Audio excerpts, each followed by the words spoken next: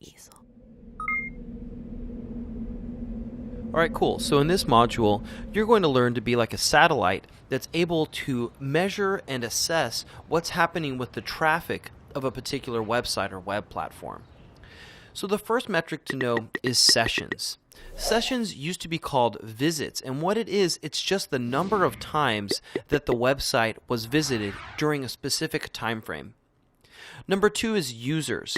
This used to be called unique visits, and what it is Google Analytics or the other platforms' best guess that this is a single unique person who hasn't visited the website within the past half hour.